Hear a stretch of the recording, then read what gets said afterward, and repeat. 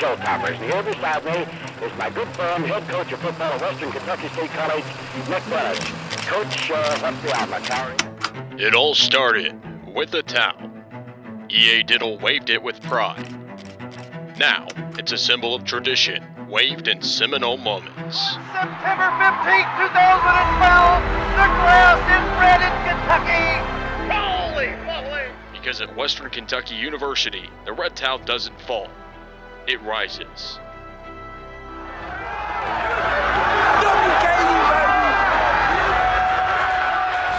Live from the Guthrie As Bell the Tower. sun sets in Vet City, where chrome and horsepower are part of the heritage, and every turn tells a story, because around here, performance isn't a luxury, it's the expectation. And the man in the driver's seat, it's Tyson Helton, fueled by passion with new QB1 Rodney Tisdale under center.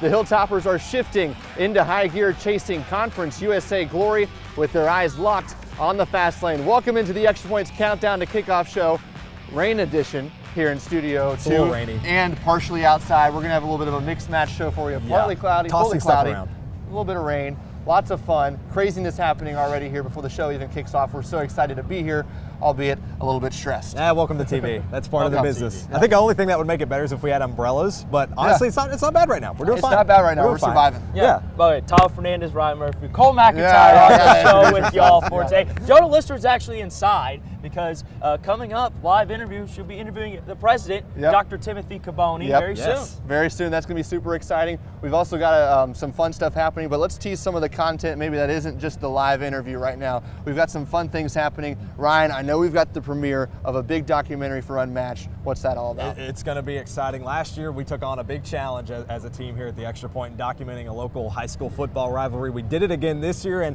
instead, things kind of shifted around, and we focused on one team in particular, the Glasgow Scotties, that turned out to be a historic season for them. We're going to premiere the first couple of minutes of that documentary right here on the show. It's really exciting. That's Tyler, a big project, too. Speaking of big, Marshall Jackson, the offensive lineman. Oh, yes. Eli Thompson, our very own, did a report on him, and by the way, it's my dad's birthday today. Hey, shout out. Happy birthday, Mr. Fernandez. Shout out, Mr. Yes, Fernandez. sir. Is he turning 25, right? No. Looking that young. He looks that young. Right? There we go. Wish. I don't know how that I works out. wish. That's awesome, though. Some fun stuff happening on this show. I'm really excited for, weather permitting. We have a net Fingers behind crossed. Tyler Fernandez. You do not see it right now. It's going to be But awesome. it's going to be the thing that wins this program an Emmy. Let me tell you about it. This game is so exciting. It's Spiral Showdown. It is a new game that's going to have a lot of fun. We've got Ben Daniel and Noah Dittinger there on the sidelines. I see both of them. This is a rematch of the century. Exactly. It's a rematch. Now, here's something that you won't see until Noah's on camera.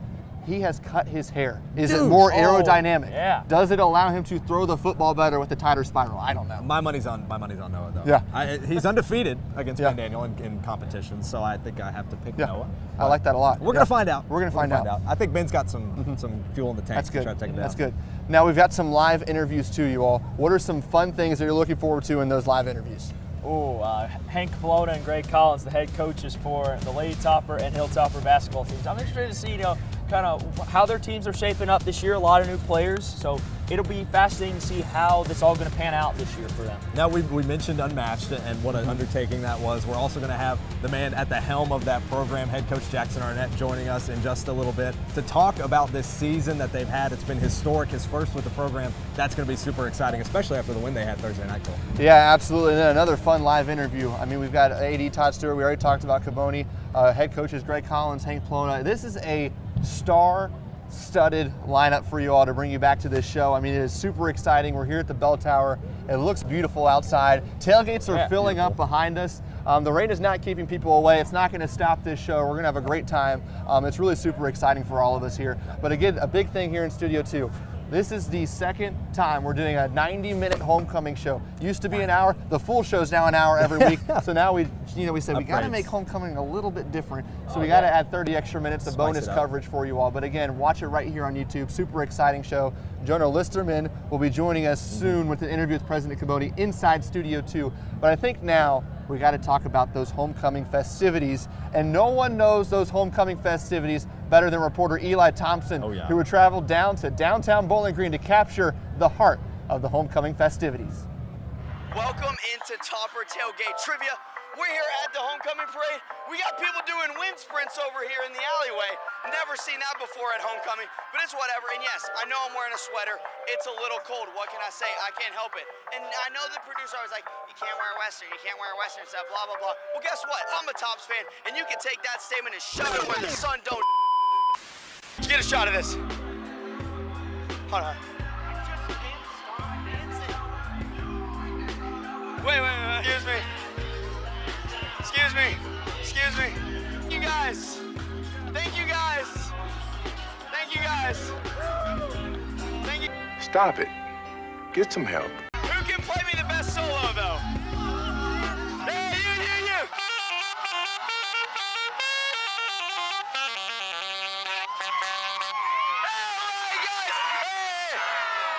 That was totally wicked!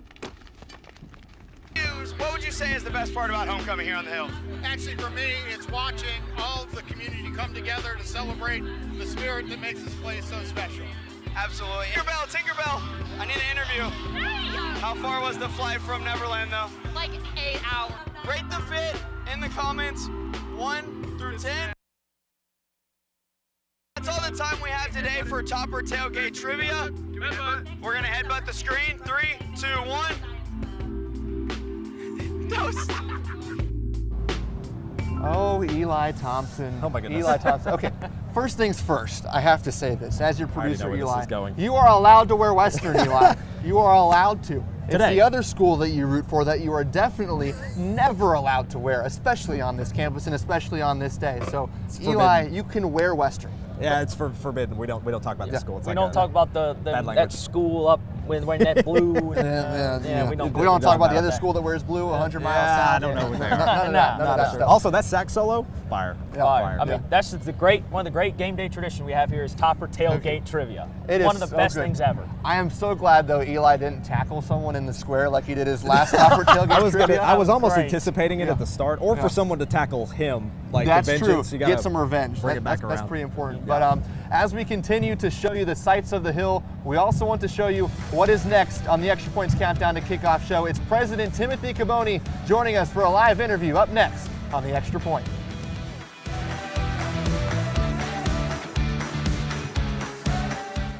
When I was in foster care, I never knew when I would have to move, so I always had my suitcase ready to go. Then one day, I was adopted. My new parents opened their hearts and home to me. My parents cook my favorite breakfast for me every morning. My parents take me on trips I never thought I would go on. They gave me a home and an even better reason to use that suitcase. My parents aren't perfect, but they're perfect for me.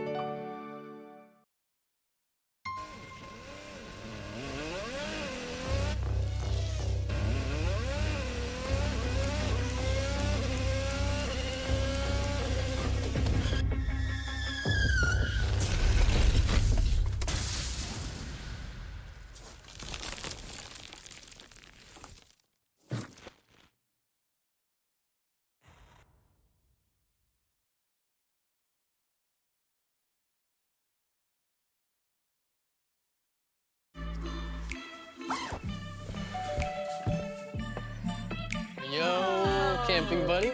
Okay, you guys ready? Dude, I thought you were driving. I thought you were driving. Oh, I never said I was driving. I definitely can't drive.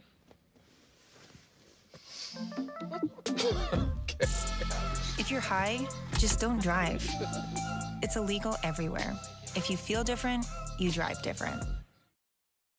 Hi, I'm Smokey Bear, and I made an assistant to help you prevent wildfires. Dude, I've got this. I've been camping since I was 5 years old. But I am a camping influencer. You know what? I'll bet you $5. Okay. Assistant Smokey, what is the best way to put out a campfire? To put out a campfire, drown with water, stir, drown again. Then make sure the fire is out cold by feeling with the back of your hand. Wait, really? I'll take the $5.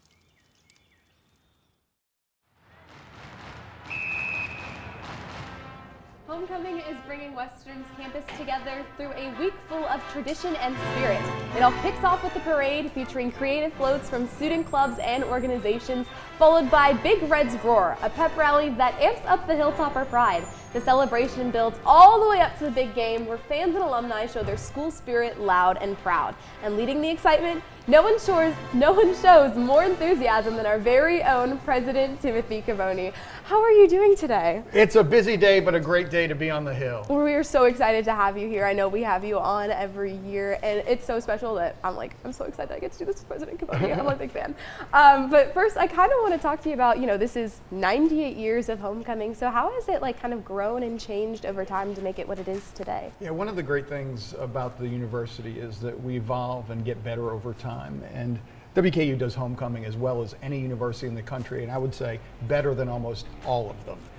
From the parade to the pep rally to the award ceremony, it changes a little bit each year. We had to roll a little bit earlier with the parade than previous years, but it's gotten better.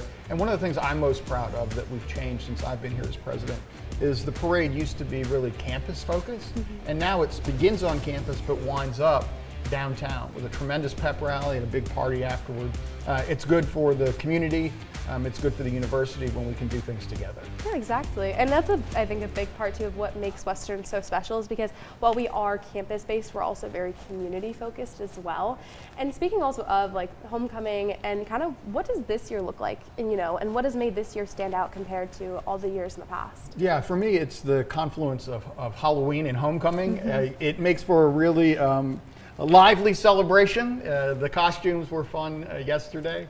I think the other thing that's evolved over time has been our Hilltopper Excellence Awards. We used to do a luncheon. We've moved that into the evening now. And on Thursday evening, we had almost 400 people at the Nicely Center celebrating both award winners for leadership and honorary alumni to our two distinguished alumni inductees who are really tremendous folks. George Nichols III, from Philadelphia and American Finance College, and also Connie from the Med Center has been just terrific to welcome them into the Hall of Distinguished Alumni, but also to celebrate what they've done for our university as well. Yeah, of course. And I know we were kind of talking about the parade earlier, and you were saying this year you got to ride in a Corvette, and that's the first time you've ever done that. I did. It was different. Usually Casey and I would walk. This year, because we have so many homecoming queen candidates, they don't all get a Corvette. We couldn't find enough Corvettes for 39 of them this year. Which is insane, but I guess that also shows just how much homecoming has grown. Yeah. Absolutely. And so because there weren't any Corvettes, they said, well, would you like to ride in one? So got to take a ride in a Corvette, hand out some candy and some pins, and it was just a really fun opportunity to celebrate Vet City, which we also are known as. Yeah, and are you hoping to continue that tradition along, or are we kind of thinking, maybe just 1 year, one and done? We'll see how the reviews go. I don't want to be too regal riding in the back of a car with the princess hands. So. Yeah, and speaking of homecoming traditions, we kind of come back to South Lawn where we were just at before, and we have big traditions like the game and tailgating and all that. And how does that bring the community and alumni together? Well, it's one of the other things that we've done around athletics about which I am most proud. Tailgating used to be scattered all across campus, and I remember when I first got here, I said, well, why aren't the students on South Lawn? And they said, oh, well, they like to be over there. We're not sure. We have a lot of families on South Lawn. And, I come from the SEC where I did my undergraduate, and I understand you can have young people alongside families and everybody will behave themselves a little bit rowdier than it used to be. And so the Greek community actually did a terrific job of growing their tailgates and showing and earning that they were able to be on South Lawn. And now it's one of the best tailgating experiences I've ever seen in the country. It's just tremendous. Especially during Parents Weekend, because I remember being out there and how filled it was insane. But also kind of speaking of alumni and all that, many of them donate to new buildings and things like that, such as Chandler Hall. Yep. Are there new buildings that are also coming with these donations? So Chandler Hall opened with a $7.5 million gift from Dave and Amy Chandler, and so thankful for that. Just today we're going to honor Tim and Sarah Ford. and our Ford Field House, which is really exciting. We have a new building. We received a $160 million appropriation from the Commonwealth of Kentucky. It's our largest capital investment ever from the state. And that's going to help us create a replacement for the academic complex. And that's where we're sitting in the academic complex now. So it's going to give us a chance to really update the technology around broadcasting, both for the public media side, but also the student side. And for me, it gives us another opportunity to reimagine what an academic building feels like. Chandler Hall is tremendous because young people come in the morning and they stay all day. We want to create the same kind of feel in the academic complex replacement building. And you know, we're still working on the name that's going to go on it. All I need to do is raise about $15 million for that to happen. Yeah, of course. Well, thank you so much for joining us. But before we wrap, I kind of wanted to get your thoughts on these kind of college game day games that are happening today. So first, we're going to keep it local in Kentucky, and we're actually going to do the one that's right here happening right now, the biggest game. So who do you have, WKU or New Mexico State University? WKU for sure, and I think I said 32-17 last night on the air. So we'll stick with that. Yeah, and hopefully that's the actual score of the game. Let's hope so. Thank you so much for joining us. And next up, we'll have Todd Stewart joined with Cole McIntire for a deep dive into the university's recent expansion of the athletics facilities. Here on Extra Points Countdown to Kickoff Show.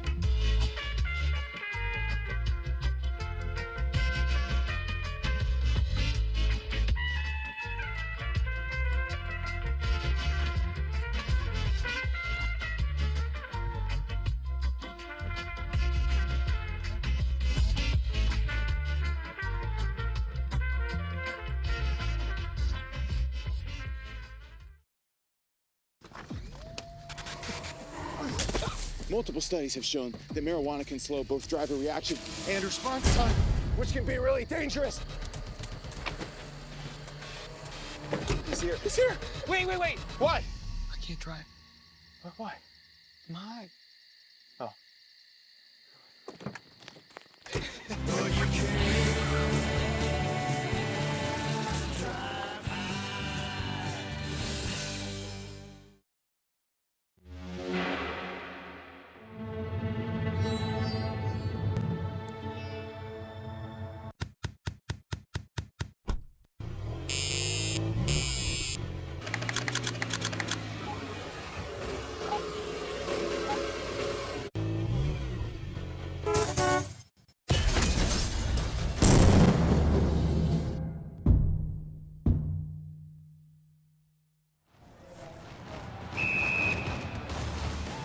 WKU Athletics has won 44 Conference USA titles since joining the league in 2014. And we are now joined by the man who helped orchestrate that move to Conference USA. Welcome inside Studio 2 now for the Extra Points Countdown to Kickoff Show. And we're back with WKU Athletic Director Todd Stewart. Thank you so much for joining us today. Super excited to have you. Thank you, Cole. Great to be with you. Of course. Now let's start with this. Homecoming brings so many traditions. What is your favorite one? Well, I think the whole week is interesting. I have to say the football game, right, because I'm the athletic director. But I think the parades, the floats, I think just are something that's unique to the college setting, and I've always thought it's pretty cool. Well, President Caboni talked about this earlier about how they're honoring Tim and Sarah Ford. But this field house, it's so big for recruiting. What does that capital investment mean from the university to continue to extend investing in student athletes? It's enormous because if you think about it, players come and go, coaches come and go, administrators come and go, but buildings remain. And so this is a generational investment, and this will be tremendous for the athletes that are here in terms of their ability to train. And it'll be great for all of our programs in recruiting because when you're recruiting kids, they always want to know what resources they're going to have when they go somewhere. And so to know that there's an indoor facility that they can train 365, 24/7 will be huge for us. And absolutely, another thing with that field house is just the diversity of this, not just for football, right? It's for baseball, for all these programs to be able to house and continue to work on their craft even when they're not in season. But when you look at now the changing landscape of college athletics, especially with NIL, with the recent House settlement, how do you feel WKU is handling all these changes, and what are some things maybe you're trying to work on or look towards as you try to adjust to the ever-changing landscape? Yeah, great question, very timely question. I mean, that's the new reality. I know it frustrates some people, but you know, if you want to win the game, you have to play the game, so to speak. And NIL is here to stay. And right now, I think we're doing well with it. We've had great support in the community. That will need to continue. I mean, I really believe if you look 3, 5, 7 years from now, the most successful athletic programs in the nation will be the ones that have the most individual support, the most corporate support, and the most university support. Each one of those will be vital. And a big thing with corporate support too, I believe this plays into it, but you can correct me if I'm wrong, that new Houchins Athletic District from Houchins Industries, support like that, how much does that mean? Oh, it's invaluable. I mean, Houchins has been a terrific partner of ours for many, many years. Obviously, their name is on the football stadium, and they help in outward ways and also ways that maybe people don't know as much. And this is just a renewed commitment and will help tremendously. Absolutely. And now some of those coaches that are going to have to deal with the ever-changing landscape, let's talk about them. You've hired 2 recent former junior college coaches, and Coach Reardon and Coach Plona. How important is it to use coaches that have JUCO experience that are used to almost this level of roster turnover to build their rosters as they head into the postseason? Well, I think what you're seeing, Cole, is a lot of the Power 4 programs are living in the portal, so to speak. They're just rebuilding their roster through the transfer portal. And what we're going to need to do is obviously that to an extent, but we are also going to have to find players that maybe not be on other people's radar screens. And I think those 2 in particular with their junior college connections have enabled them to identify really good players that other people aren't aware of, and that will help us a lot. I want to hit on Coach Reardon a little bit. I mean, winning his first Conference USA championship just this past season. What have you seen from the WKU baseball program and the way he's been able to take it to new heights? It's just remarkable what he's done. I mean, he came in here and inherited a program that literally came in last place in Conference USA, which is not something we're proud of. We had an 18-36 overall record, and in his 3 years, we've won 33 games, then 36 games, and then 46 last year, which was the second most in the history of the school. Went to the NCAA tournament for the first time since 2009. He's completely transformed our program. And then now as we look to Conference USA, obviously big matchup for a Conference USA team here today, but what role does Conference USA play in WKU's future? Well, I think it's been a very good place for us right now. I mean, we lost a lot of members a few years ago, but the additions have been good. And from a competitive standpoint, it's a strong league. Geographically, there's challenges, but you know that's true with the Big Ten. That's true with the ACC. I mean, that's just where we find ourselves in college athletics now. But you know what we have to do is just be the best version of ourselves. And Conference USA gives us opportunities to win conference championships and go to NCAA tournaments and go to bowl games, and that really is what our main goals are. And then when you look at Conference USA, obviously your recent appointment to the Bowl Selection Committee, what does that role mean for you and the role you play, and not just for Conference USA, but other maybe Group of 5 schools to be a voice for them? Well, I think it's nice from the standpoint that there's only one person from each conference that's on that committee, and so that gives obviously WKU a seat at the table, but Conference USA a seat at the table too. It means that our voice will be heard, and it's a tremendous honor, and I'm proud to do it. Absolutely. Now let's have a little bit of fun. Okay. We're gonna test some of your knowledge, but also some big things. So of course we're in the studio. Big broadcast team. You've also got a great broadcast team, of course, in Randy Lee. But let's just say you had to wipe a clean slate, and you can only pick from former WKU coaches or athletes. Who's your play-by-play? Who's your color? Maybe a sideline. Who you got in your dream broadcast booth of WKU athletes and coaches? All right, that's tough because there's a lot to choose from. You know, I think if you go by play-by-play, that's like either the point guard or the quarterback. So I think I'm going to go with Brandon Dowding there. I don't think there'd be better from a color guy. I mean, that's somebody who can do a little bit of everything, somebody who's pretty versatile. And, you know, a name that comes to mind that maybe people don't think of as much as Ace Wales. We had a running back that was a very good receiver and a very good running back. In terms of the on-field person, I'm thinking out loud here. I think we need to get away from football, so we'll go with Courtney Lee. You know, a lengthy NBA career. I think he'd be able to handle the versatile role of being a sideline reporter. I like that a lot. Now, let's talk about the conference. If the mascots were to get into like a battle right now, which mascot's going to win? Big Red. I mean, no question about it. Easy. Probably a first-round knockout. First-round knockout. I like it. And last question for you. I want you to build your ultimate quarterback wide receiver duo. You can pull any former players you want. Well, I mentioned Brandon before, so I'll mention him again. I'm going to cheat here and have a tie if I can. I'm going to say Brandon Dowdy and Taywon Taylor. They were together here from 2013 to 2016 and had tremendous careers. And then they were only here 1 year together, but I'm going to have to go with the Bailey Zappi, Jareth Stearns collection. Zappi, the all-time NCAA leader in passing touchdowns and passing yards in a season, and Jareth Stearns actually had one of the top 5 receiving seasons in the history of college football. So put those two together, it has to be good, right? Nice. I like it a lot. Well, Todd Stewart, thank you so much for joining us. We really appreciate having you on the show. Up next, as we look to downtown Bowling Green, the content here, it just keeps rolling. We're going to look at some of the best moments as we celebrate our 16th homecoming show here on the Extra Points Countdown to Kickoff.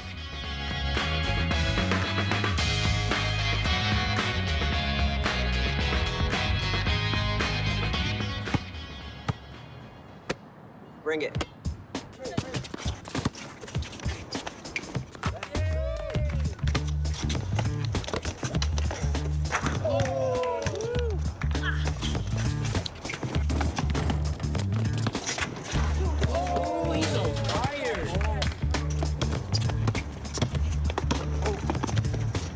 Time out, guys. I'm late to dinner.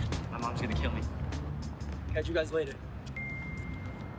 Mom wants us home. Okay. Bye, guys. You guys need a ride? Sure. Yeah. All right. How about some one-on-one? I gotta go eat, man. Sorry. I'll see you later.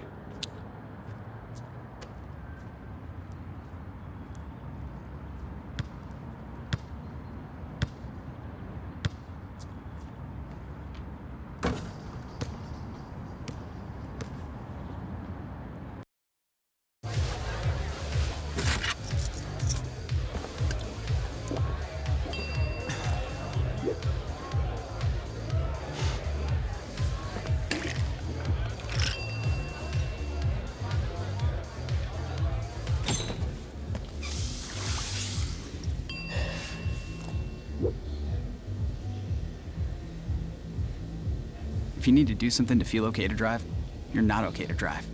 Don't drive buzzed. The week after Arkansas State game, we said we're going to start a playmaking club. And it's free membership. All you got to do is go out and make a play. Well, I don't know about that playmaking club, but I do know that our homecoming show has had some memorable moments over the past 16 years. So, Cole, why don't you get us started with number 3? Yeah, we've got some fun things. We just had President Caboni on the show. He had the red suit, the solid red suit, but now we've got to see what it is. Let's take a look at this suit. We've got a stylish outfit choice by President Timothy Caboni. Look at this. I like it. Do you call that plaid? What do you call that? I would think it's like Christmassy. Yeah, like almost like a double plaid kind of thing. Yeah. I don't know. Yeah, like Ryan said, it's very much more for the Christmas season. Yeah, you know? I like it a lot. It looks good. It looks good on him. I like it, but I like the other suit too. It's really good. Yeah, I feel like he tends to rock a lot of plaid too, so you know. But at number 2, we have some interesting props that I personally haven't seen since my Rally Pack days, so let's take a look. And you cannot go down early in this game, so give me the tops 40-17. And that's a sweep, baby, by the way. I like it. I like the prop game. The prop game here is good, but Tyler, you've kind of revolutionized the prop game. Talk to me about it. Like, what's your mentality in changing the prop game here? Well, I've just been mainly going to a lot of sporting events, and always just seem to kind of upgrade and get better and better with them. I'm going to be bringing out some of the props later on in the show. So here we go. So Patrick, sorry, not sorry, dude. I like it. I like it a lot. Okay, coming in at number 1, we have Big Red making an interesting choice here. Look, you're going to see him come across the screen here, and then look. What is he wearing? Mardi Gras? I think it is Mardi Gras. It's Mardi Gras. But then he walks back in the middle of the interview and just, finds a window, finds a spot, gets in the shot, But Big Red has always loved the camera. I feel like that's one thing about look at this, over the shoulder. Spider-Man? I don't know what he's doing there. I don't know what he's doing there. It's funny, though. Big Red, we love you. We love you. I want to know what day this was. Yeah. I mean, it's just like it had to be close to Halloween. I have to imagine. I feel like homecoming and Halloween tend to kind of fall in the same week every couple of years. I like it a lot. That's good. Yeah. That's good.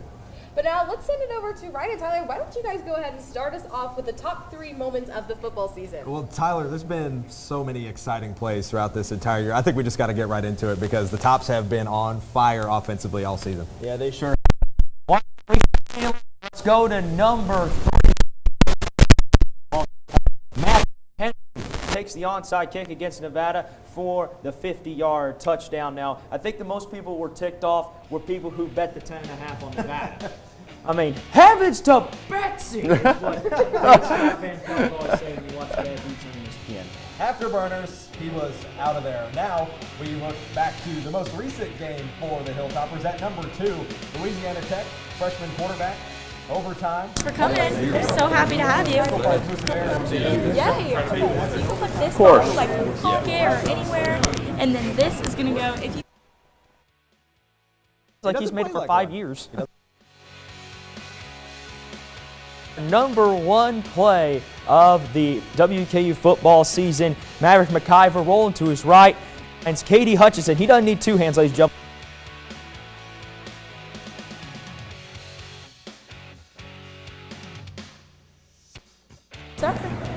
Good. Fantastic play. Katie Hutchinson has had big plays like that all season long, and sometimes you just gotta, throw it around the circle a little bit, celebrate. Oh yeah, no, that is a big. Those were your top 3 plays. KU football season so far, but next it's time to hit the hardwood as both Hilltoppers and Lady Toppers get ready for. Head coaches Hank Plona and Greg Collins join sports director Cole McIntire here at the desk to talk ball and a little bit of fun. Extra Points Countdown to Kickoff Show returns.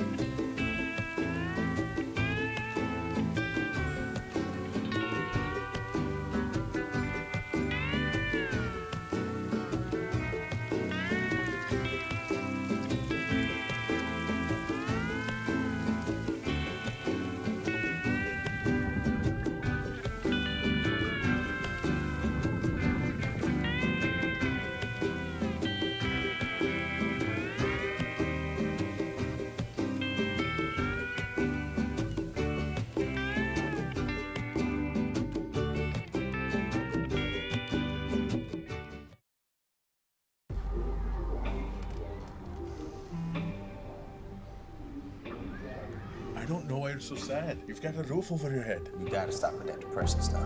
That's what white people think. You alright? It just feels like it's coming from everywhere. Do you want to talk about it? You can talk to me if you're feeling sad. Whenever you need to talk, I'm here, okay?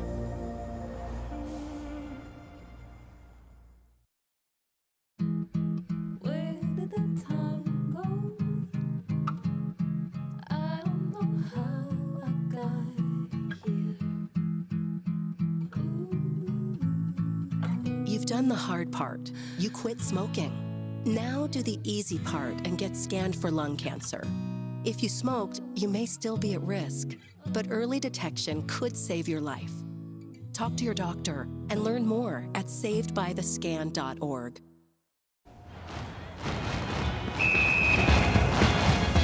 It is the first day of November, which means basketball is just days away from tipping off, and both squads have won their exhibition matches. So let's talk some ball with head coaches Greg Collins and Hank Plona. Coaches, thank you so much for joining us. We're really excited to talk some basketball with you all. Of course. So Coach Collins, that exhibition matchup we saw against Lindsey Wilson, what are some things you saw from your team in that game? Well, we didn't play as well defensively as we had hoped to and expect to. And then offensively, we turned the ball over a little bit much. But the best thing was we out-rebounded them and kept playing hard, and it's an exhibition game, so we still got an opportunity to get ready for next week. Absolutely. And Coach Plona, this is year 2 for you. What are some things that you're seeing from your team in those exhibition matches? Obviously, the big win against UAB in a very close contest, but what are some things you're seeing early from this squad?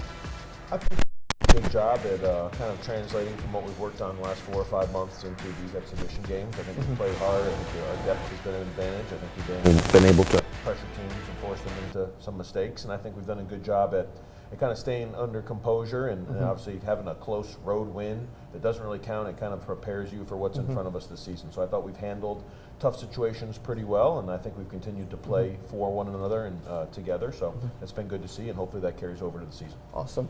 And now for Coach Collins, for you, obviously lots of transfers coming in. Trinity Rowe being a big one. I know Miss Kentucky basketball, we see her all the time on the Instagram, but some big things. What are some big transfers that you think are going to continue to make an impact for this team? Well, obviously Trinity. We're expecting Trinity to be an important part of what we're doing. And then Jennifer Silva's a transfer from South Florida. It gives us some much needed height and presence inside around the rim, and so we're looking for big things from her. We've got a bunch of young ladies that worked hard in the summer. They weren't transfers that chose to stay at WKU and work real hard this summer, and so I think we got a bunch of young ladies that are looking forward to this season. Perfect. And Coach Plona, in Media Day, you kind of talked about how this is a standard set of challenges for you in regards to the roster turnover and how you're comfortable with this because of your time at Indian Hill. How is this preparing you and your staff for this changing landscape of college? Oh, I don't know. I guess I just think it's not too abnormal to have a bunch of new players. Yeah. I think we're all, at every level of college basketball trying to put kind of new teams together and build from the ground up. So we're fortunate that we have 7 players that were in our program, and I think that really helped us down the stretch the other night. I still think returners are very valuable. Yeah. So just as far as the culture and as far as the habits and as far as what we do day to day, it helps having some guys back. But at the same time, I think you have to embrace coaching new players and trying to build together and not be uncomfortable with the process. Absolutely. And Coach Collins, this seems like your team has lots of chemistry already early in this season. We've seen lots of videos of them having fun in practice.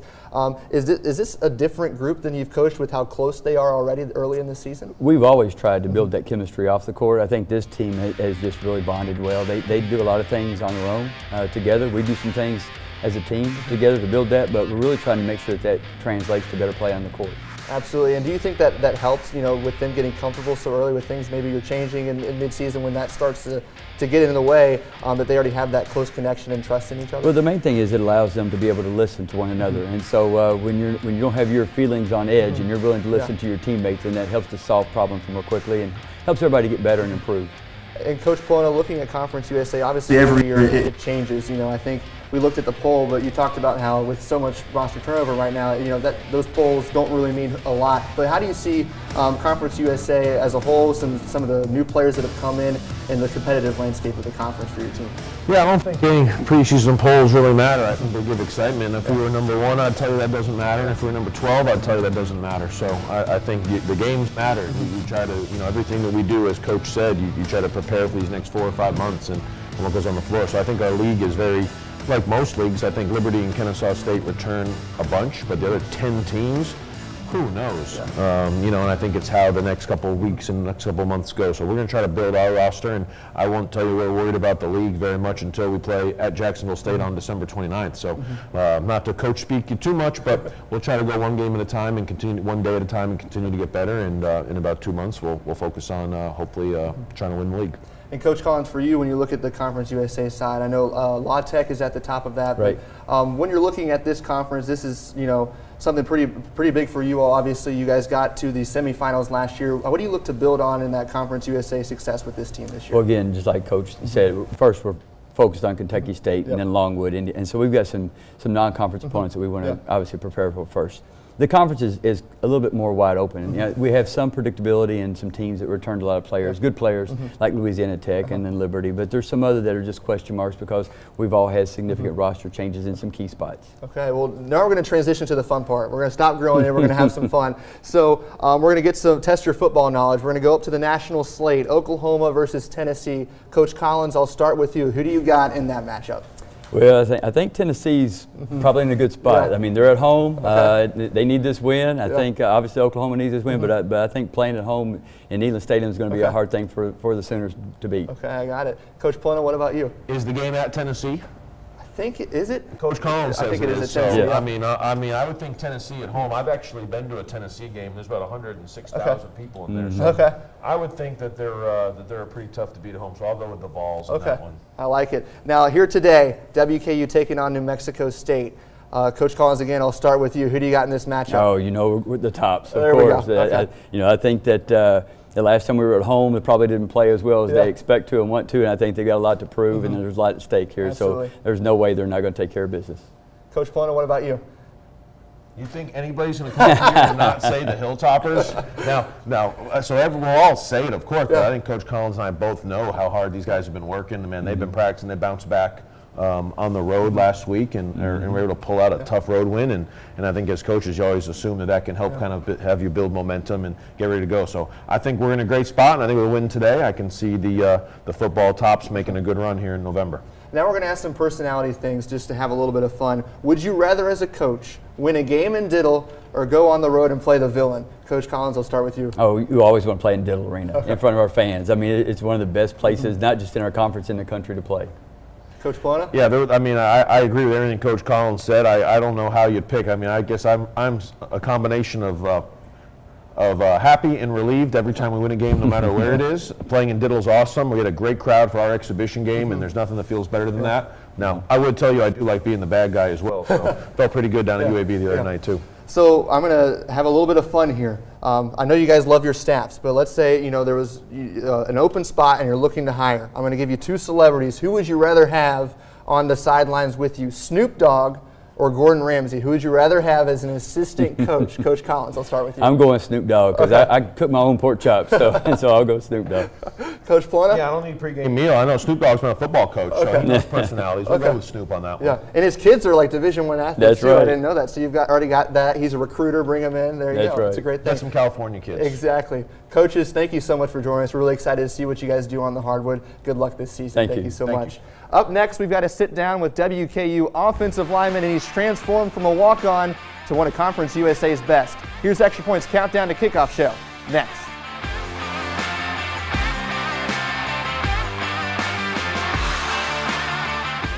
When I was in foster care, I never knew when I would have to move. So I always had my suitcase ready to go. Then one day, I was adopted. My new parents opened their hearts and home to me. My parents cook my favorite breakfast for me every morning. My parents take me on trips I never thought I would go on. They gave me a home and an even better reason to use that suitcase.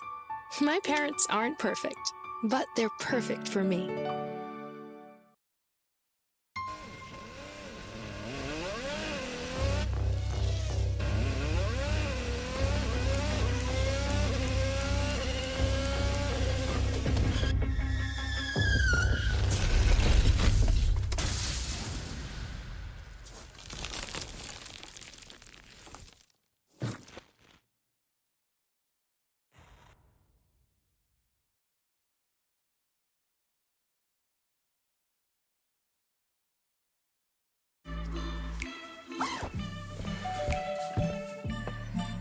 Yo, camping buddy. Okay, you guys ready? Dude, I thought you were driving. I thought you were driving. Oh, I never said I was driving. I definitely can't drive.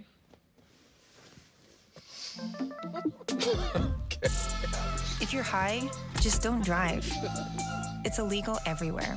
If you feel different, you drive different. Hi, I'm Smokey Bear, and I made an assistant to help you prevent wildfires. Dude, I've got this. I've been camping since I was 5 years old. But I am a camping influencer. You know what? I'll bet you $5. Okay. Assistant Smokey, what is the best way to put out a campfire? To put out a campfire, drown with water, stir, drown again. Then make sure the fire is out cold by feeling with the back of your hand. Wait, really? I'll take the $5.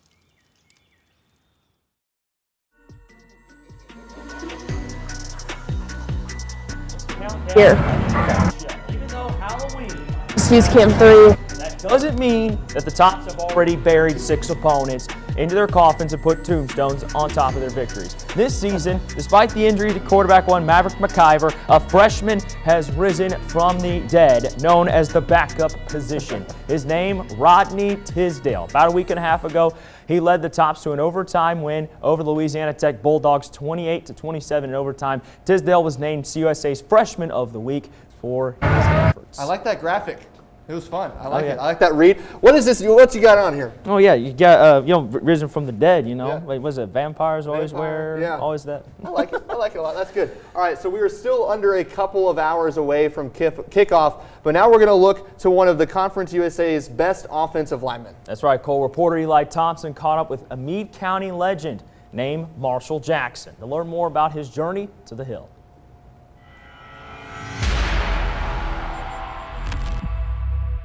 Marshall, it's great to have you, and before we get started, I kind of want to get a little backstory of, you're from Meade County, right? Yes. Okay, what was that like growing up kind of in the country, right? Yeah. There's, not a lot of people there, only one high school in the county, so, you know everybody, where everybody lives, so it's a very tight-knit community. Yeah, did you grow up on a farm? No, we grew up on old farmland, actually, so, like, we used to wake up, you'd have random horses and cows in your front yards, you're getting ready for school and stuff, farmers coming around trying to rally all the animals up, so it was different for sure. Was it nice like being relatively close to home when you did decide to come to WKU? Yeah, it's amazing. I'm only like an hour 15 away from here, so I get a lot of opportunity to shoot back home, go see the family, so it's very nice. Did you grow up watching WKU football at all? Yeah, actually. So my first time coming to WKU was in 2013 when Meade played the high school state championship here. And then whenever my brother came here, we started coming to a lot of games and watching a lot of football here. When did you start playing football? I believe it was around the 4th grade I started playing football. Okay, and did you play a lot of positions, or were you the big boy in the middle like every time? I actually believe I started playing center and like middle linebacker, and then I even played punter like in like the 5th grade, but I've always been on the line in some form, yeah. Were you a good punter? At the time, yes. Not anymore. Not anymore. And did you like the defensive side at all? You said middle linebacker. Like, did you have any aspirations to do that? Yeah. When I played high school football, it was I played defensive end too. I played both ways, and I like defense a lot. But I realized like with my size and frame, probably offensive line was going to be the best bet for me playing college football. What was the point in your career where you were like, okay, like I can actually like make football my life. I can go to college for this, have a chance to go to the NFL?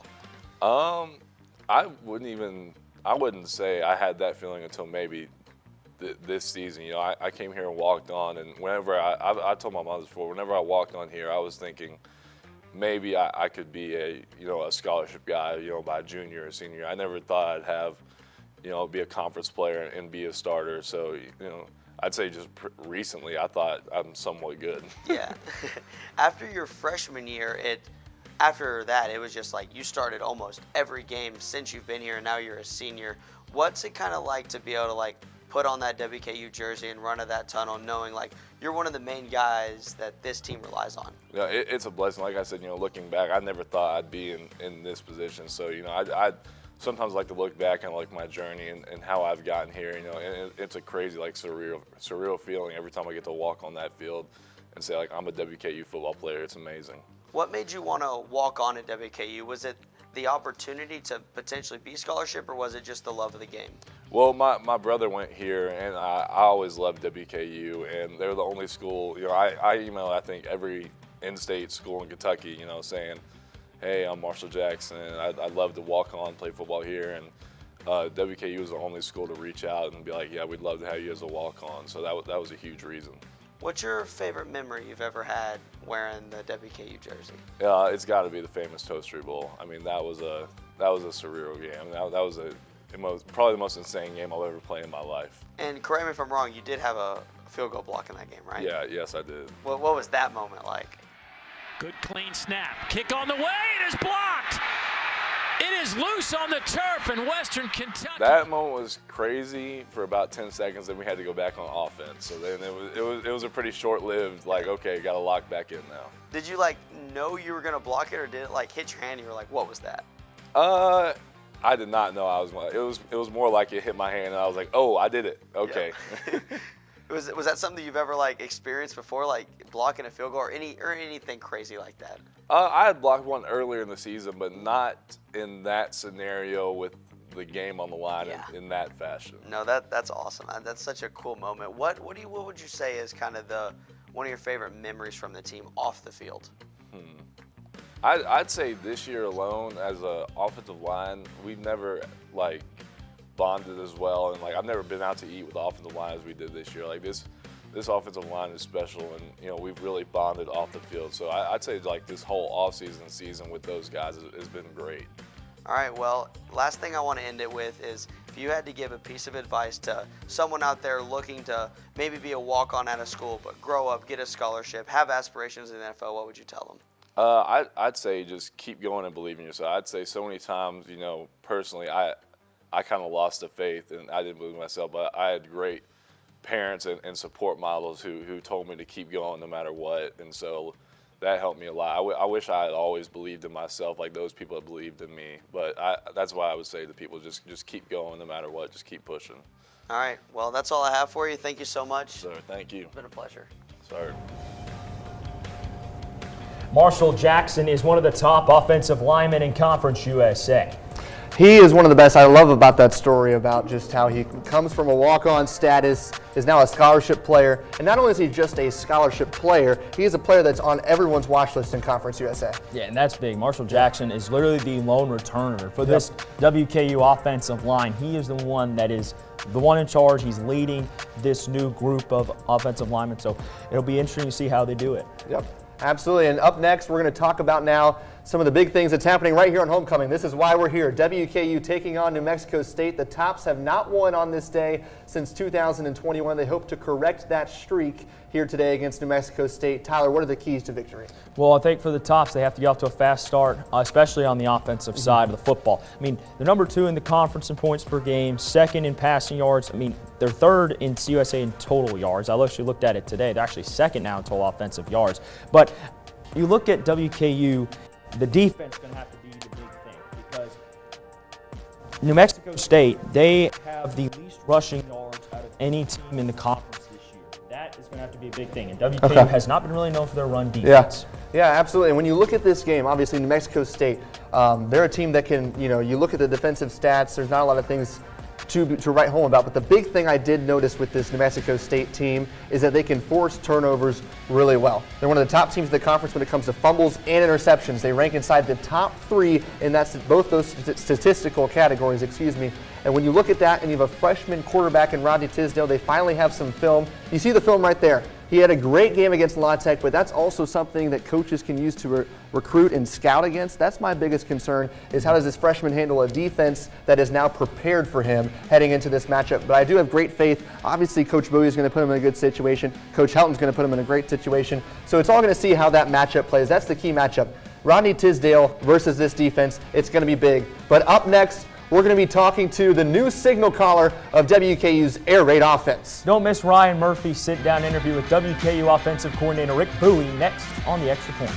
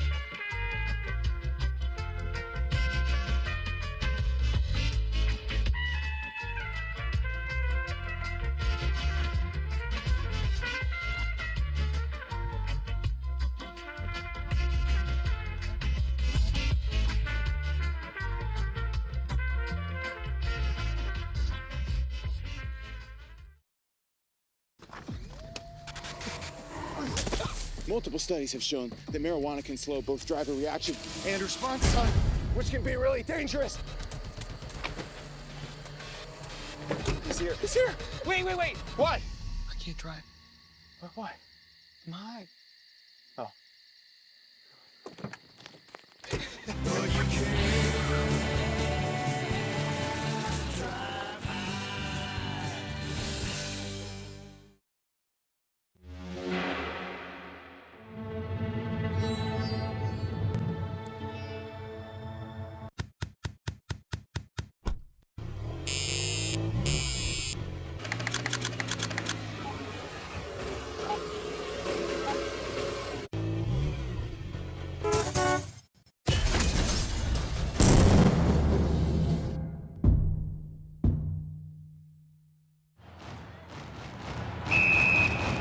Kentucky keep this game alive A handoff, and he's into the end zone. It's George Hart once again. And his first career start, Tisdale. Can he make it happen for two? Can he win the game? Into the end zone. They've got it. They've got the two-point conversion. Musa Berry wins it for Western Kentucky. The Hilltoppers clinch bowl eligibility with an overtime win on the road.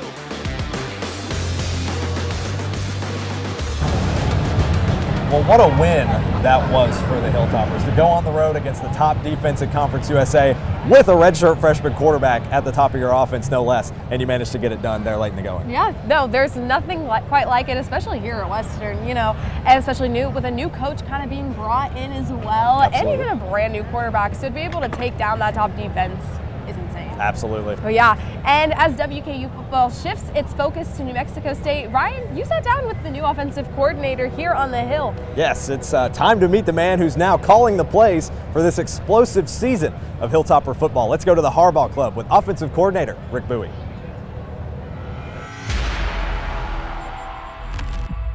Well, Coach Bowie, we appreciate you for sitting down with us. Obviously, it's homecoming week, so a lot of excitement, I'm sure, within the team, within yourself. How are you feeling for your first homecoming week here on the Hill? Yeah, super exciting. I think the guys are ready to go. They're pretty fired up about the opportunity to go out there and compete again. And obviously, anytime there's extra buzz around campus, it's exciting. But anytime you get to play at home here in Bowling Green, we're pretty excited about that opportunity and excited to get going. There's something I've noticed both you and Coach Helton always mention, that a season is a marathon. You're well throughout the season. You're getting to the latter half of it now. But for you, your first year here on the Hill, what's been different about maybe this marathon of a season compared to years past for you? Yeah, that's a great question. I think a couple things. I mean, this area is really great. The fan base is really passionate and loyal, and I think you get a feel for the people around town has been really special in getting into the season. Like I said, new here. I got a young family. I got a daughter under the age of 1, and my wife and I are really enjoying that here. It's a great sort of community to raise a family. That's been really cool. And then in the season, I think we've just done a good job of responding to adversity at times. I mean, a season's a marathon means that there's ups and downs, and you don't always get to control them. But I think as a group, offensively and as a team, we've done a good job responding to when those times come about. Obviously, you're from the Baltimore area. Take me back to Baltimore, to a young Rick Bowie. Sure. What did that journey look like for you starting in football? What really got you into the football landscape in Baltimore? Yeah, that's a great question. I got done playing ball. I was a Division III below average quarterback. I threw the ball to the other team way too much. I couldn't have coached me. My senior year, I actually moved to receiver, which was the beginning, I think, of sort of expanding my vision of the game. And it's amazing how things always work out for the best. And so that was the beginning of it. Then I got done with college. I didn't know what I wanted to do, like a lot of people. And I got a call from my alma mater about coming back to basically do like a teaching internship. I hadn't studied it, so it allowed me to kind of get into a classroom without the formal lessons needed. And so I got a chance to like student teach almost for a while, but at the time it was a K through 12 institution. So I always knew I wanted to be around the game. And at the time, the football coach at the time said, hey, why don't you come coach the varsity team, but work in 4th grade. And so I joked, probably wasn't qualified enough to teach high school mathematics at the time. So it let me kind of dive into to instructing. And that's been a big blessing. I think teaching's teaching. And if you can keep 4th graders engaged on adding and subtracting fractions, it's pretty easy to get kids to love ball, to get diving into that. So that's been a blessing there. And then 2 different stops in the Baltimore area where I got a chance to coach high school ball for 6 years and had a lot of success. I didn't know anybody, but interestingly enough, my first like networking opportunities were people in college coming to recruit our players. And so when that happened, I got a chance to meet some college coaches because like I said, I didn't really know anybody just as a Division III kid. And then that's where I got a chance to meet some of the people who gave me my first job. We talked to Marshall Jackson a little bit earlier, and he mentioned that you're a quotes guy, like a catchphrase guy. Is there any quote maybe you use with the guys, or like a favorite movie or TV show quote that you like to quote all the time? Yeah, I'm a sucker for bad comedies. You know what I mean? Like Jim Carrey? Yeah, like Jim Carrey, anything along like Adam Sandler. Adam Sandler? Love there Adam you go. Sandler. Yes. Like any of those clips. I do love movies. For me, it's like in our line of work, you don't get a ton of time, especially in season, to get away. So like people always ask, like, do you have a TV show? Like, I don't have time for 4 seasons of anything, but I can run home on a Thursday night sometimes when we get a little time away and throw on a movie. movie quotes is one of those things that I've always loved, and they just kind of come to me pretty easily. I don't know if it's the same thing as sort of like watching tape, that auditory memory, but they just kind of come out. And so I think frequently you'll see the guys sometimes confused. There's a little bit of a generational shift when you get into the Billy Madisons and the Happy Gilmores of the world. But when you shoot those loose, there's a lot of frequent questions about what movie that it's from. Obviously, Will Ferrell, anything from him are things that I really love. And Step Brothers? Step Brothers is a great one. There you go. Yeah. Any along those lines, like I'm pretty good at reciting those quotes, and the kids get a kick out of it, and it's just something to add a little fun. Do you have a favorite quote? Maybe I don't know if I can do that. Any particular one? Or? Yeah, I don't know if I can even tag it down to just one. If I'm being honest, I'd be doing an injustice to the bank. But it usually just comes about through conversation. Like somebody will say something that then triggers something along the way that you can use. So, any other, we've been on a lot of kicks recently, but any of them along the way, you can't name one. That home field advantage in college football is not like many other collegiate sports, so come out, it's a big help for us. I know the players really appreciate it. It adds great energy for us and it can impact the game. So being out here in the afternoon provides a lot of opportunities for guys, people to get out here that maybe can't push it on the later day. I get it, young kid, I understand, but that first day game opportunity provides, hopefully the fans will come out and support. Well, Coach, we appreciate you for sitting down with us. Yeah, and, hey, thanks so wish much. you good luck later today. Yes, sir. Appreciate Thank it. you. Thanks, Coach. Captain and Thurno, both no mercy. Bobby Boucher, one of his, listen, he loves Waterboy apparently. Yes. He did his impression afterwards. You wouldn't believe How much. You wouldn't believe how good he is at impressions. But now that was only a small piece of the story. Stay tuned for the full combo. We'll have that on our social medias later in the week. But up next, one local team is conquering the competition in their first season up the ladder. Get ready for a trip to Sparta next on Extra Points Countdown to Kickoff Show.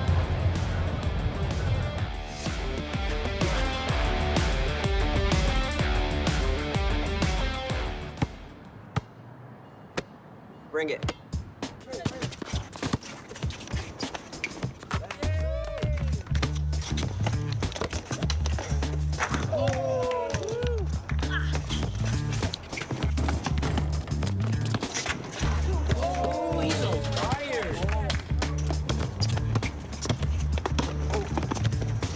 Time out, guys. I'm late to dinner. My mom's gonna kill me. Catch you guys later. Mom wants us home. Okay. Bye, guys. You guys need a ride? Sure. Yeah. All right. How about some one-on-one? I gotta go eat, man. Sorry. I'll see you later.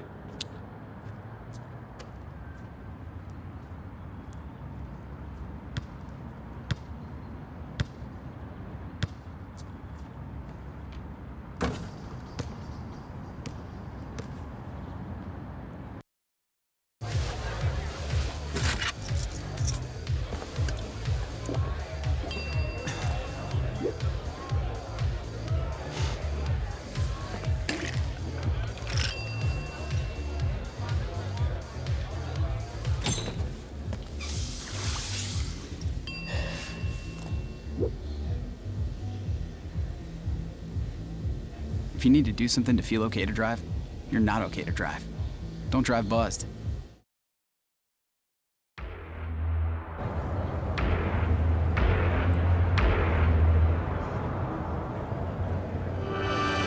As the regular season fades into the abyss, the echoes rise from every corner. Fans underground, fans above, all watching as one team stands tall at the mouth of the cave. In their very first year in a new class, they've stormed across the bridge of glory. But now, the page turns. The lights blaze brighter. The passes fly longer. The postseason has arrived, where only the fearless survive. And this team is not the only greatest show on turf, but they have what it takes to not only rise above every doubter and let every 6A member know the one undeniable truth. This is Sparta! Tyler, who needs coffee? You're gonna wake us up in the morning. You ready? You better I like that read, right, man. That's how you do an intro read. That's how you do an intro read. I love it. Special guest, the lightsaber. Oh, I love it. So South Warren, one of the best teams that we know in this area. They are so good at what they do. Tyler, what makes this South Warren team so special? Well, they're just a balanced team overall. They're deep at every position, from quarterback all the way down to defensive tackle. Just the thing is, you look at South Warren and some of their stats. They're number 2 in 6A in points per game. They're 16th in the state as well in that average. And their defense all around and solid. They have the 17th best run defense in the state as well. I mean, this is just how a Brandon Smith coach team operates. Yeah. Not only are they disciplined, but they do a really good job of just having players step up in big moments. I like this, Tyler. You can go from dramatic read to football analyst like that. I like it. Yeah, South Warren, like you said, Tyler, one of the best teams, not only in 6A, but in the state. It's a great thing that have going for them this season. New turf. It almost feels like they reinvented themselves. They're really good on defense. The offensive side of the ball is obviously rolling with Camden Page at quarterback, but this team is really, really talented.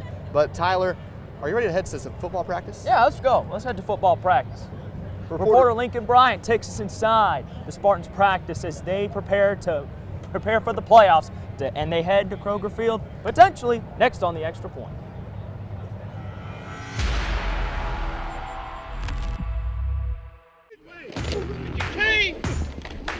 With new grass comes a fresh start for the South Warren Spartans. I love the turf. Press, set! Joining 6A and pressing the W with 9 straight wins for the first time since 2018. I mean, there's a lot of excitement, being in a new class. There's new big dogs at the top. And even with construction this year, the Spartans' reputation is clear on defense, only allowing 13 points per game. I think that's kind of been our reputation since the beginning, really is. That's kind of when our rise started, and probably a lot of programs, everybody wants to play offense, but around here it's kind of the opposite. Everybody wants to play defense. Good, Cole! Get that ball off! Like, this team is more disciplined, and we got more skill at each positions. Like, there are people that we can play at multiple spots. All of our guys are versatile. A disciplined group paired with an offense on the right route, on and off the field. We hang out outside of here almost every day together, and then when we're on the field together, we come out here to work and focus on ourselves. I think that's a big, that's just the main cause of it. We're not taking no for an answer, because we all know how last year ended, and we don't want anything like that this year. And with both sides of the ball locked in, they are focused on the course. I think we got to continue to stay the course and doing what they're doing, and we really just got to get ourselves ready. At South Warren High School, Lincoln Bryant, the Extra Point. Welcome back. Outside now. The rain's gone. We're back, baby. Thank goodness for that. I love it. But yeah, the Spartans, no one's raining on their parade either. They've had a great season so far. Actually, no one's raining on the parade because their first round matchup against Christian County, they just kind of stepped out of the way and said, we're not even going to play you. So South Warren kind of coast. They get a little bit of a bye in that first round. How important is that, do you think, Tyler, for someone to have a bye in the first round for the playoffs? Well, it doesn't happen very often where an opponent just said, we're not going to play in the first round. But I think it's important for South Warren to, just get mentally prepared, because they'll face either Davis County or Hopkinsville. Yep. So it's going to be important for them to be prepared for who they play, because they've played both those teams during the regular season. I like it a lot. But up next, our documentary Unmatched is back with 2 new teams in the area. Plus, sports director Ryan Murphy sits down with the man who just led his team to a perfect regular season in just his first year. Find out who our special guest is next on the Extra Point when our countdown to Kickoff Show continues.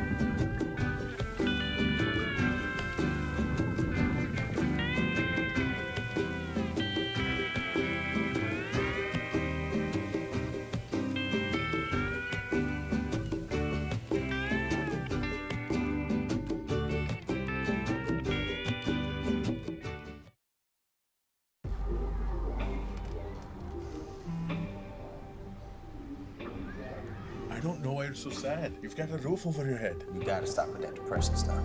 That's what white people think. You alright? It just feels like it's coming from everywhere. Do you want to talk about it? You can talk to me if you're feeling sad. Whenever you need to talk, I'm here, okay?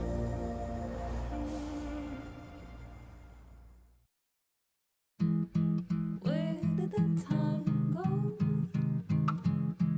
I don't know how I got here.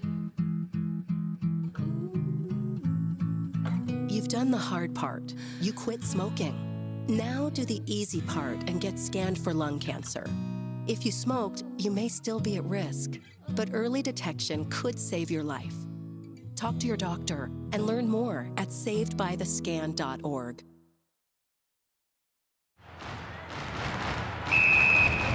Got me? He's going on the side tonight. We execute, we do our job. They take me.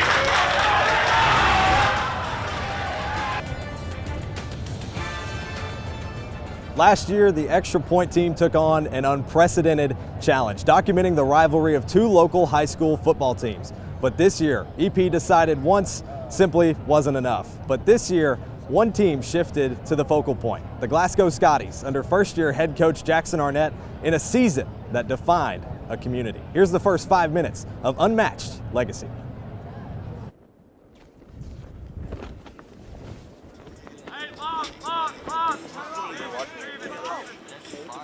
We're happy to be back. You know, spend a lot of time away.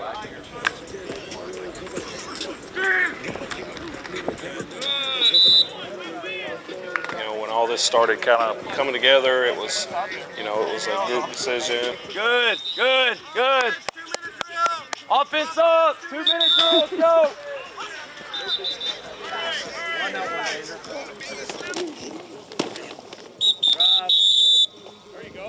Helping try to coach these boys and help them, not raise them, but kind of, and you know, you get so much time with them and you about see them as much as you do your own family. So, you know, the sacrifice they make is huge. It was around February, I think, the end of February, when he was working here Monday through Friday. So me and Maisie were in Danville Monday through Friday. He would try to come up, you know, once a week, come up that evening and then drive back early that morning. And then on the weekend, I think every weekend I drove into Glasgow, but like 2. I mean, we've had some good success this year.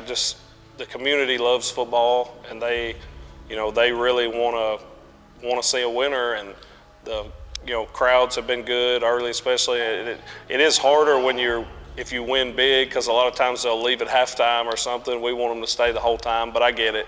But the community here is second to none. They love their dogs, and they come out to support them. So it's been cool.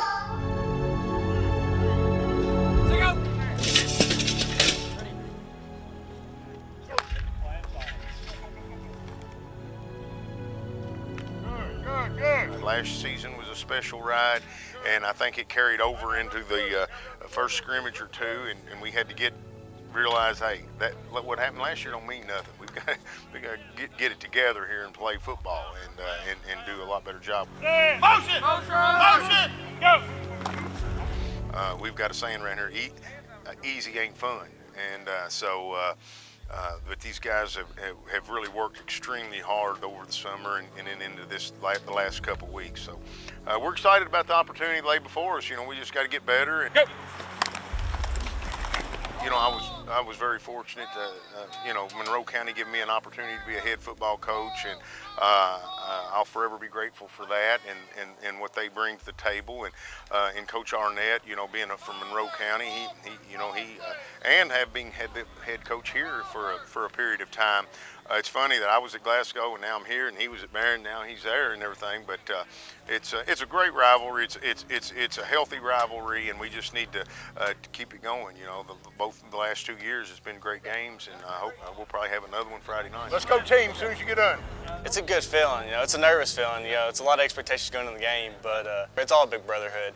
You know, we all want to have a good game, be safe, you know, and it's a big day for the community. You know, the community loves it.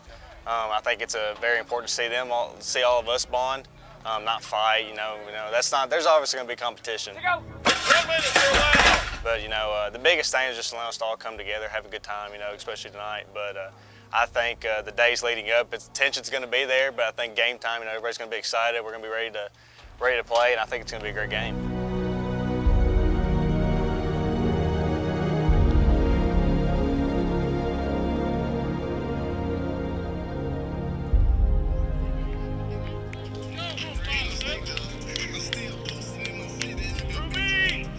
It's been good, you know, just trying to get acclimated to everything.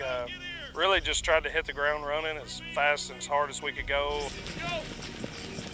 You know, we finally got moved back here. Till school got out, you know, my wife was still in Danville, finishing there at Boyle County, and I was back and forth half the time, so it was a lot. So once summer got here and we kind of moved down, it was good. But as far as the guys go, I mean, we just really tried to work hard and set our culture and kind of get our culture imprinted and established, and the guys have bought in and have tried really hard to do what they're supposed to do and do what they're coached to do.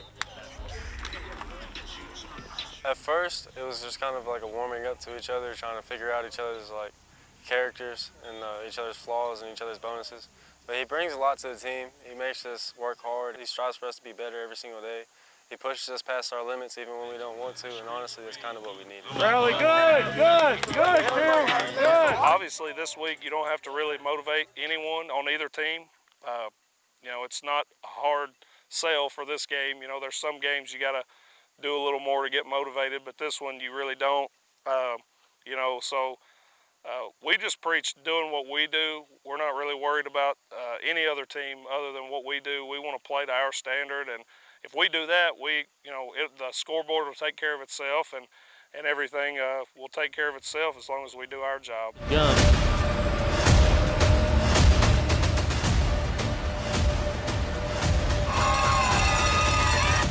Dogs on me, dogs on 3, 1, 2, 3.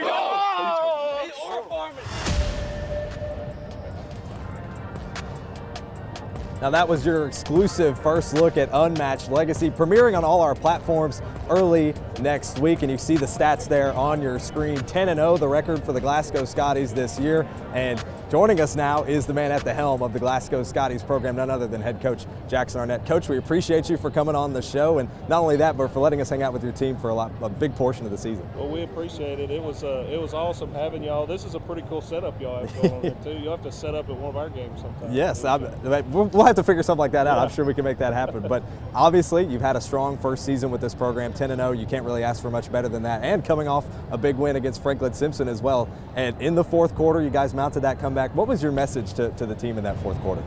Well, just that's why we train so hard and why we prepare so hard. I mean, you all saw how we practice, and you know, we do it for those scenarios where we don't have our best game and we don't play our best, but we get down and fight through adversity. And you know, so I was proud of how they just kept playing. And Franklin Simpson's a really good team. You know, they've only lost to teams with 10-0, 9-1, 8-2 records. So you know, they're a really good team, and it was just good to see our guys be physical and fight back through adversity. And then, you know, they accomplished one of their goals. And so, you know, I'm proud of them. But now the fun starts. Now It's time for the playoffs, and it's time to, you know, we got to win 5 more. Now, you mentioned the playoffs. Obviously, you're going in to the playoffs now. You're basically a 1-0 team, or an 0-0 team now. It's a whole new season almost. What's been the message to your guys to maybe going through this next week as you head into the playoffs? Just to prepare like we always have. You know, our goal every year or every day is to just win the next rep, win the next play, make the next play. So now it's one of those deals where it's win or go home, but you can't think about it because our goal is to win the game, and our goal is to make sure that we do what we need to do to prepare to be our best. And you know, we won't look at the scoreboard, we won't look at anything like that. We just want to keep doing what we do, how we do it, and everything else will take care of itself. Now, has it been kind of surreal? I mean, obviously you're with Boyle County, won several championships there on the staff, and to move back here and have the success that you had, does it feel kind of surreal being back close to home and having the success you've had? It's cool, you know, you get to see your family a lot more, and you know, got more babysitter help. You know, Maisie gets to come to practice, and it's cool. But you know, we just try to do what we do and take it one day at a time. You know, it's meant a lot for us to be able to be closer to home. We loved where we were at before, but it's pretty special to, to be here close. My wife's from Glasgow, and then I'm from right down the road in Tompkinsville, so it's pretty cool. Now, we mentioned the records and the accolades. Only the 8th time in Glasgow Scotty's history that they've managed an undefeated regular season. Is that something that, as the season progressed, maybe you were hearing bits and pieces of that, maybe slipping into your ears, that people were like, hey man, you guys could possibly make this happen? Yeah, that people tell you about it, and you're aware of it, but you just can't think about it. You just got to think about doing your job, and just think about doing what you're supposed to. I got to do my job for the kids, and they want to win. They're super competitive, just like we are. So, but you hear it, and you just got to, it's like we say, you're 0-0 now. You just try to go 1-0. So you keep doing that, all that. We can look at that at the end of the year and reflect on it. But right now, in the middle of it, we just try to win the next play. Well, Coach, we appreciate you not only for coming on the show, but for having us around all season long. Unmatched will premiere shortly, but Cole, I think you've got a allude ahead to what's coming up after the break. When I was in foster care, I never knew when I would have to move, so I always had my suitcase ready to go. Then one day, I was adopted. My new parents opened their hearts and home to me. My parents cook my favorite breakfast for me every morning. My parents take me on trips I never thought I would go on. They gave me a home and an even better reason to use that suitcase. My parents aren't perfect, but they're perfect for me.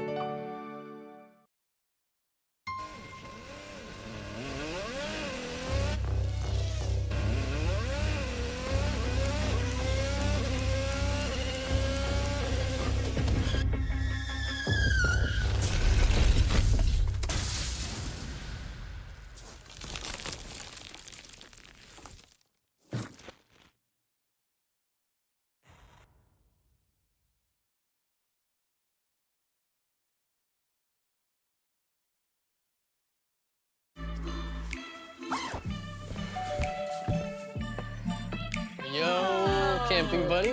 Okay, you guys ready? Dude, I thought you were driving. I thought you were driving. Oh, I never said I was driving. I definitely can't drive.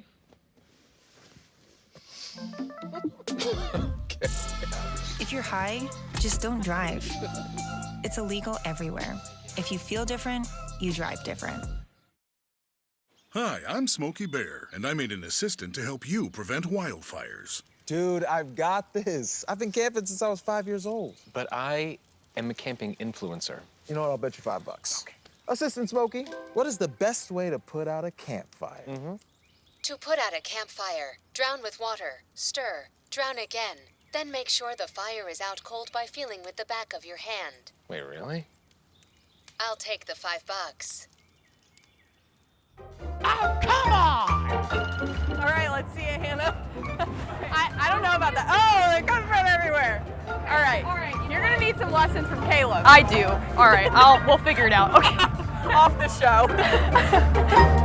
Oh, come on!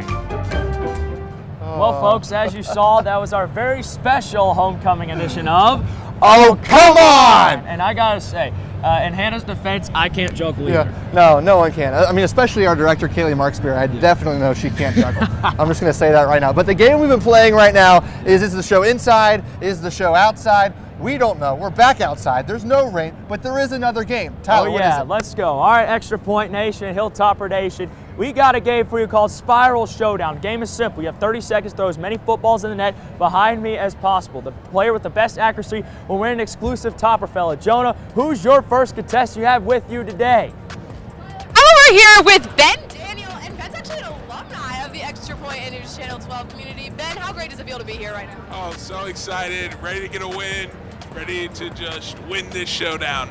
Oh, and I have full faith that Ben's gonna win. Ryan, who do you have over there? Well, Jonah, I have an athlete, a freak of nature, who is actually undefeated against Ben Daniel in other contests. Noah Dittinger. Noah, we're glad to have you back on the show. First off, do you think you have a good shot at taking down Ben here? Ben's going down. You actually know what we're doing today? I haven't fully gathered it yet, but we'll figure it out. Noah, serves best, I think, on the fly, and we're going to work on that. Tyler, I think you're going to explain how the rules of this game are going to work. Yeah, absolutely. So 30 seconds the player has to throw the ball into the net, as many as they can. And at first we got Ben Daniel, man from Louisville, Kentucky. All right, here we go. On your mark, get set, go. Your 30 seconds begin. Oh, just a little close. Got to throw it all the way through. Fall through. That's in the shrubbery. But luckily we got crew behind us to pick it up. He's got to follow through. It's all about the follow through. There you go. There's one. There's one. He got two in. Got 15 seconds. Oh, just short. Oh, he's getting refed. Here we go. We're doing all we can to try to get the balls out here. Oh, that one just out of the net. We're going to hunt the footballs down for you here. Oh, all right, there's one. We got three. And 3, 2, 1, and stop. All right, we'll count that. It's 5. So Ben Daniel already setting the tone, ladies and gentlemen, right off the bat. And we got Noah Dittinger up next as we do clean up aisle 5 on that one. So Noah, same as Ben, you got 30 seconds to make as many footballs as you can. On your mark, get set, go. Score to beat is 5. Set by Ben Daniel. We got one already. I got to get out of the way and do some cleanup. Holy cow. Yeah, Ryan's here to help me as I pitch the footballs back to Noah as I nearly almost hit him. We got 2 now. There's 2. We got about 15 seconds. That one goes behind the bench and into the shrubbery. Everybody's been aiming for the shrubbery today. I don't understand that at all. Now Noah's just throwing bullets. And in 3, 2, 1, and stop. Time. He only got, look out the last one. It doesn't matter. Ben Daniel is our winner. Ben, congratulations. You got an exclusive topper, fella. Tell me about your performance. How are you feeling about it? Feeling great, Tyler. I'm excited to have won finally. Noah's beaten me twice on this show, so to finally get a win on the extra point programming, it's an honor, man. Oh yeah, it's a big honor indeed, but Ben, thank you so much. Noah, thank you for coming on. But up next, it's time to make our selections for the matchup against New Mexico State. A surprise pick that's going to keep you on the edge of your seat. Find out next on the Extra Point.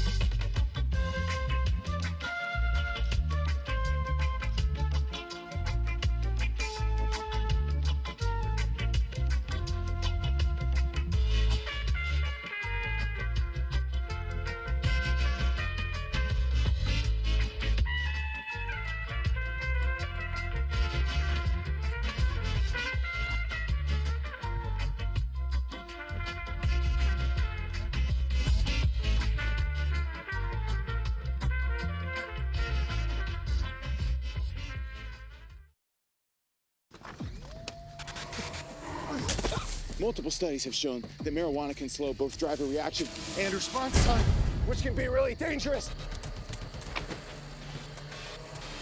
He's here. He's here. Wait. What? I can't drive. Why? My. Oh.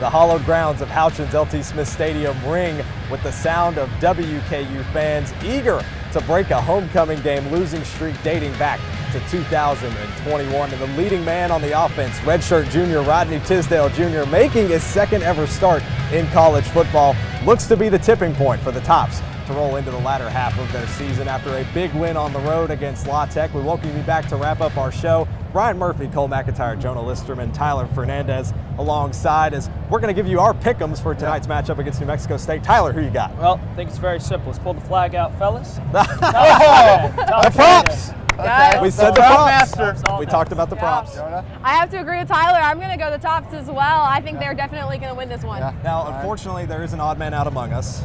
That man is not me. I'm taking the tops. Ride or die, all day, baby. Tops on top. Coleman, I already know where this is going. Hannah Hamelback's not here. Hannah Hamelback's not I'm here. channeling my inner Hamelback. Give me the Aggies.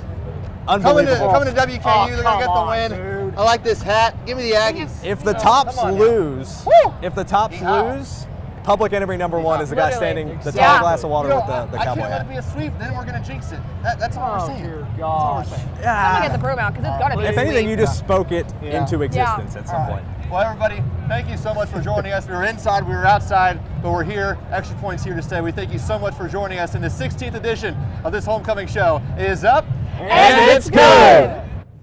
Thank you for watching today's production of The Extra Point. Live from the campus of Western Kentucky University,